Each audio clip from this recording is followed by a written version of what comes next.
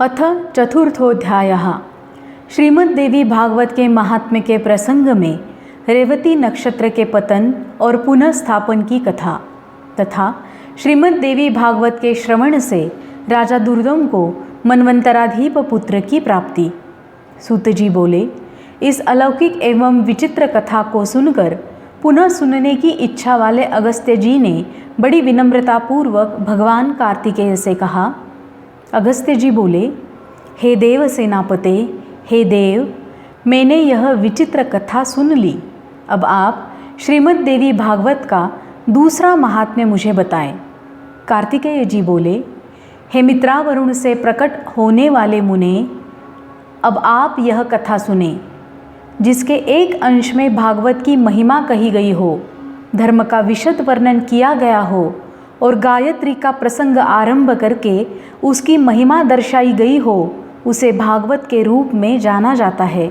यह पुराण देवी भगवती के महात्म्य से परिपूर्ण होने के कारण देवी भागवत कहा जाता है। वे परा भगवती ब्रह्मा विष्णु और महेश की आराध्या है। ऋत्वाक नाम से विख्यात एक महान बुद्धि संपन्न मुनि थे। रेवती नक्षत्र के अंतिम भाग गंडांत योग में उनके यहाँ समयानुसार एक पुत्र उत्पन्न हुआ।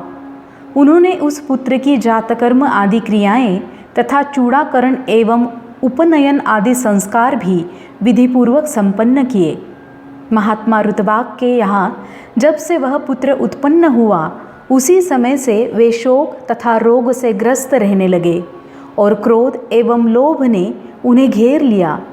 उस बालक की माता भी अनेक रोगों से ग्रासित होकर नित्य शोकाकुल और अति दुखी रहने लगी। मुनि ऋत्वाक अत्यंत दुखी और चिंतित होकर सोचने लगे कि ऐसा क्या कारण है कि मेरे यह अत्यंत दुर्मति पुत्र उत्पन्न हुआ। तरुणावस्था को प्राप्त होने पर उसने किसी मुनिपुत्र की पत्नी का बलपूर्वक हरण किया। वह दुर्बुद्धि अपने माता पिता की शिक्षाओं पर कभी भी ध्यान नहीं देता था। तदनंतर अत्यंत दुखित मन वाले ऋतवाक ने यह कहा कि मनुष्यों के लिए पुत्रहीन रह जाना अच्छा है, किंतु कुपुत्र की प्राप्ति कभी भी ठीक नहीं है। कुपुत्र स्वर्ग में गए हुए पितरों को भी नरक में गिरा देता है। वह जब तक जीवित रहता है तब तक माता पिता को केवल कष्ट ही देता रहता है। अतएव माता पिता को कष्ट पहुँचाने वाले पापी कुपुत्र के जन्म को धिक्कार है। ऐसा पुत्र मित्रों का न तो उपकार कर सकता है और न शत्रुओं का अपकार ही। संसार में वे मानव धन्य हैं जिनके घर में परोपकार परायण तथा माता पिता को सुख देने वाला पुत्र हुआ करता है। कुपुत्र से कुल नष्ट हो जाता है, कुपुत्र से यश नष्ट हो जाता है और कुपुत्र से लौकिक तथा पारलौकिक दोनों जगत में दुख तथा नारकीय यातनाएं भोगनी पड़ती है। कुपुत्र से वंश नष्ट हो जाता है, दुष्ट पत्नी से जीवन नष्ट हो जाता है, विकृत भोजन से दिन व्यर्थ चला जाता है और दुरात्मा मित्र से सुख कहाँ से मिल सकता है। कार्तिकेय जी बोले, हे अगस्त्य जी, अपने दुष्ट पुत्र के दुराचरणों से निरंतर संतप्त रहते हुए मुनि ऋत्वाक ने किसी दिन गर्ग ऋषि के पास जाकर पूछा। ऋत्वाक बोले, हे भगवन, हे ज्योतिष शास्त्र के आचार्य, मैं आपसे अपने पुत्र की दुश्शीलता का कारण पूछना चाहता हूँ। हे प्रभु, आप उसे बताएं। गुरु की निरंतर सेवा करते हुए मैंने विधिपूर्वक वेदाध्ययन किया और ब्रह्मचर्य व्रत पूर्ण करके विधि विधान के साथ विवाह किया। अपनी भार्या के साथ मैंने गृहस्थ धर्म का सदैव यथोचित पालन किया और विधि पूर्वक पंचयज्ञ का अनुष्ठान किया।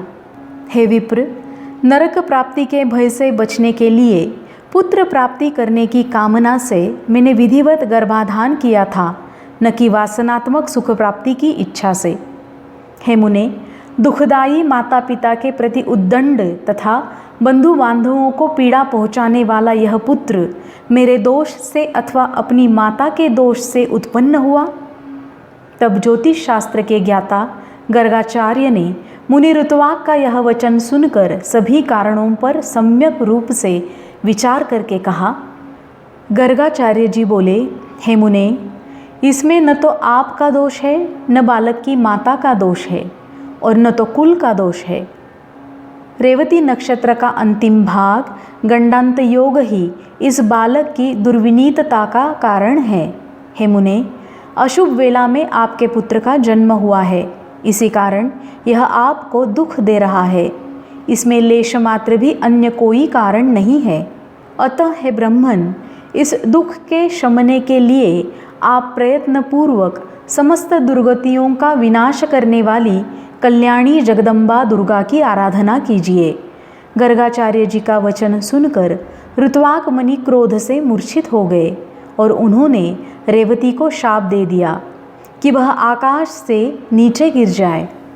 ऋत्वाक के शाप देते ही चमकता हुआ रेवती नक्षत्र सभी लोगों के देखते देखते आकाश से कुमुद पर्वत पर जा गिरा। वह कुमुद पर्वत रेवती के गिरने के कारण रैवतक नाम से प्रसिद्ध हुआ और उसी समय से वह अत्यंत रमणीक हो गया। रेवती को शाप देकर मुनि ऋत्वाक ने महर्षि गर्ग द्वारा बताए गए विधान के अनुसार देवी भगवती की सम्यक आराधना कर सुख और सौभाग्य प्राप्त किया। कार्तिकेय जी बोले, हे अगस्त्य जी, उस रेवती नक्षत्र के महान तेज से एक कन्या उत्पन्न हुई जो अनुपम रूपवती होने के कारण लोक में दूसरी लक्ष्मी की भांति प्रतीत हो रही थी। रेवती नक्षत्र की कांति से प्रादुर्भूत उस कन्या को देखकर मुनि प्रमुच ने प्रसन्न होकर उसका रेवती यह नाम रख दिया। तदनंतर ब्रह्मर्षि प्रमुच उसे कुमुदाचल पर स्थित अपने आश्रम में ले आए और पुत्री की भांति उसका धर्मपूर्वक पालन पोषण करने लगे। समय पाकर यौवन को प्राप्त उस रूपवती कन्या को देखकर मुनि ने विचार किया कि इस कन्या के योग्य वर कौन होगा। बहुत अन्वेषण के बाद भी जब मुनि को उसके योग्य कोई वर नहीं मिला, तब वे अग्निशाला में प्रवेश करके अग्निदेव की स्तुति करने लगे। प्रमुच ऋषि के स्तुतिगान से प्रसन्न होकर अग्निदेव ने कन्या के योग्य वर का संकेत करते हुए कहा, हे मुने, इस कन्या के पति धर्मपरायण, बलशाली वीर, प्रिय भाषण करने वाले और अपराजय राजा दुर्दम होंगे। तब अग्निदेव के इस वचन को सुनकर मुनि अत्यंत प्रसन्न हुए। संयोग से उसी समय आखेट के बहाने दुर्दम नामक प्रतिभाशाली राजा मुनि प्रमुच के आश्रम में आ गए। बलवान तथा अप्रतिम ओज से संपन्न वे प्रिय व्रत के वंशज राजा दुर्दम विक्रमशील के पुत्र थे और कालिंदी के गर्भ से उत्पन्न हुए थे। मुनि के आश्रम में प्रवेश कर और उन्हें वहाँ न देखकर राजा दुर्दम ने रेवती को प्रिय इस शब्द से संबोधित करके पूछा। राजा बोले, हे प्रिय, महर्षि भगवान प्रमुच इस आश्रम में कहाँ गए हुए हैं? हे कल्याणी, मुझे सच सच बताओ, मैं उनके चरणों का दर्शन करना चाहता हूँ। कन्या बोली, हे महाराज, महामुनि अग्निशाला में गए हुए हैं।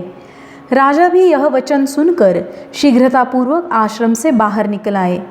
इसके बाद प्रमुच मुनि ने राजलक्षण संपन्न एवं विनयावनत राजा दुर्दम को अग्निशाला के द्वार पर स्थित देखा। मुनि को देखकर राजा ने प्रणाम किया और तदनंतर मुनि प्रमुच ने शिष्य से कहा, हे गौतम, ये राजा अर्घ्य पाने के योग्य है, अतः शीघ्र ही इनके लिए अर्घ्य ले आओ।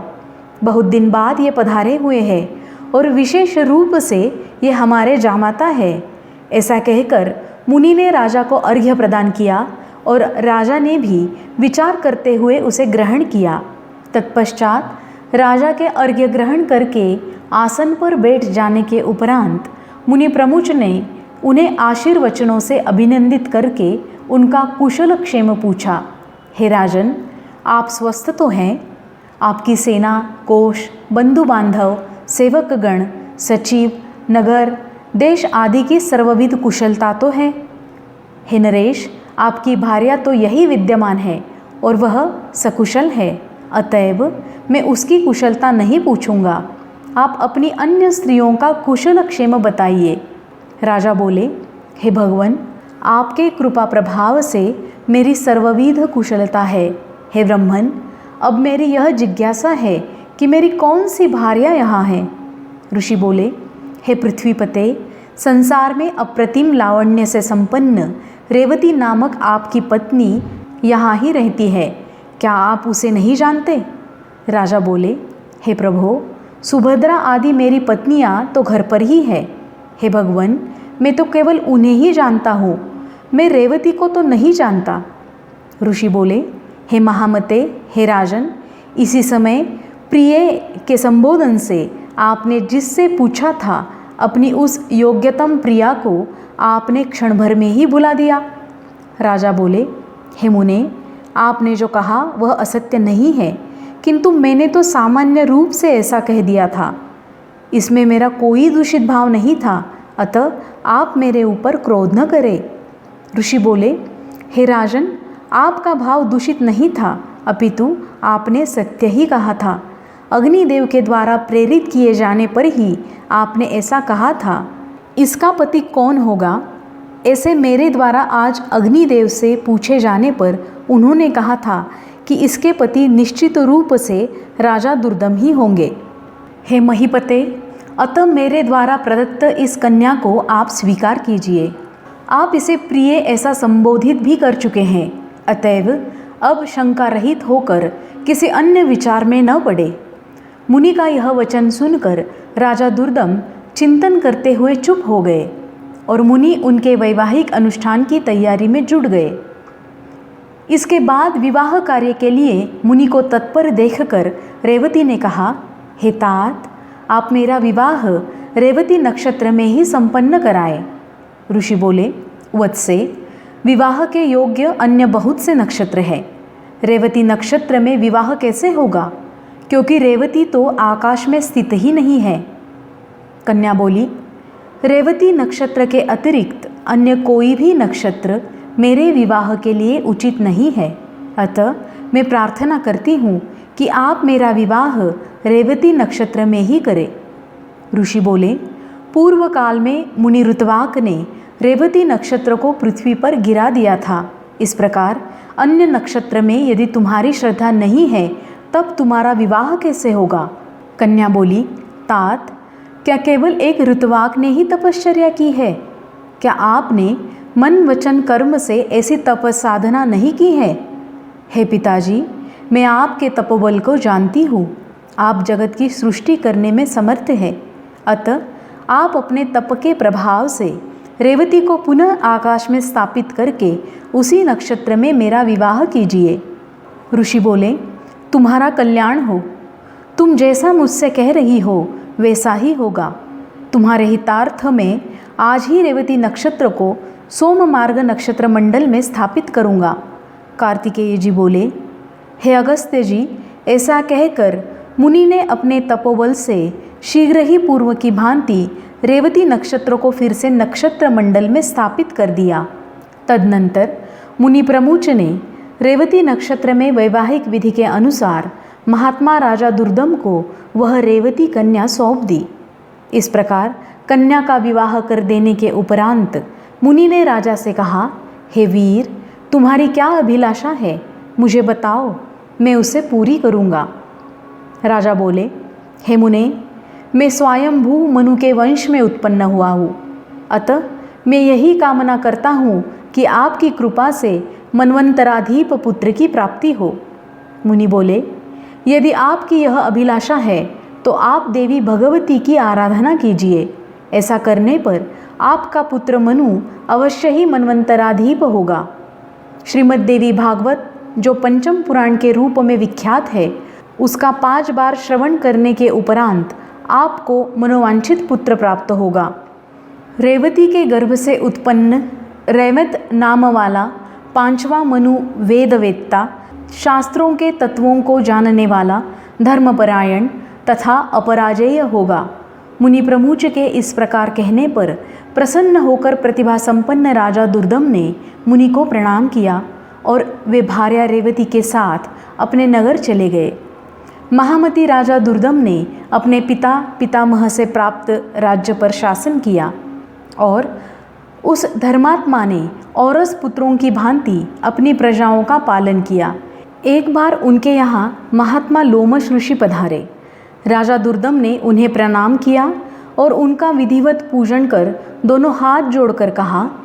राजा बोले, हे भगवन, हे मुने, यदि आप कृपा करें तो मैं पुत्र प्राप्ति की कामना से आपसे देवी भागवत नामक पुराण सुनना चाहता हूँ। राजा का यह वचन सुनकर लोमश मुनि प्रसन्न हो गए और बोले, हे राजन, आप धन्य हैं, क्योंकि तीनों लोकों की जननी देवी भगवती में आपकी ऐसी भक्ति हो गई है। देव, दानव तथा मानव की आराध्या परा भगवती जगदम्बा में यदि आपकी भक्ति उत्पन्न हुई है तो आपकी कार्यसिद्धि अवश्य होगी।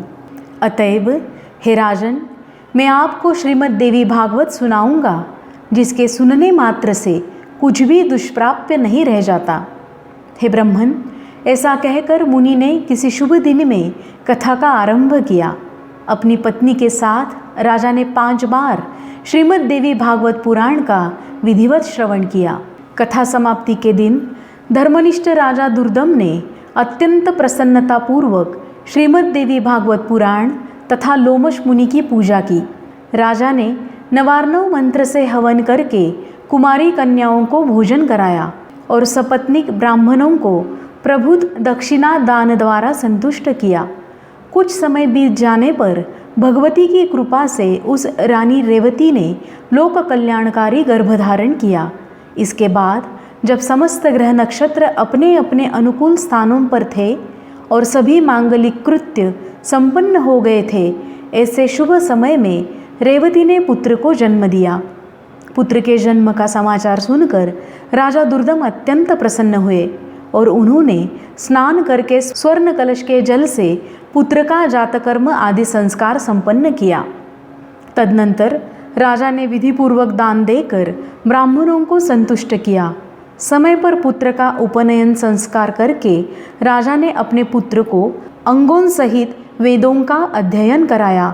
इस प्रकार राजा का वह रैवत नामक तेजस्वी पुत्र समग्र विद्याओं का निधान, धर्मपरायण, अस्त्र विशारदों में श्रेष्ठ, धर्म का वक्ता तथा धर्म का पालन करता हो गया। इसके बाद ब्रह्मा जी ने रैवत को मुनि के पद पर नियुक्त किया और वे श्रीमान मनवंतराधीप के रूप में धर्मपूर्वक पृथ्वी पर शासन करने लगे। इस प्रकार मैंने देवी भागवत के इस प्रभाव का संक्षिप्त रूप से वर्णन कर दिया। इस श्रीमद् देवी भागवत पुराण के महात्म्य का विस्तार पूर्वक वर्णन करने में कौन समर्थ है? सूत जी बोले, हे ब्राह्मणों, इस प्रकार श्रीमद् देवी भागवत का महात्म्य तथा उसकी विधि सुनकर और कुमार कार्तिकेय की पूजा कर अगस्त्य जी अपने आश्रम चले आए। हे विप्रो, मैंने आप लोगों के समक्ष श्रीमद् देवी भागवत का यह महात्म्य कह दिया। जो मनुष्य श्रद्धापूर्वक इसका श्रवण तथा पाठ करता है, वह इस लोक में संपूर्ण भोगों का सुख प्राप्त करके अंत में मोक्ष प्राप्त करता है। इति श्री स्कंद पुराणे मानसखंडे श्रीमद् देवी भागवत महात्म्ये रैवत नामक मनुपुत्रोत्पत्ति वर्णनम नाम चतुर्थोऽध्यायः संपूर्णम्। जगदम्ब उदयोस्तु, जगदम्ब उदयोस्तु, जगदम्ब उदयोस्तु।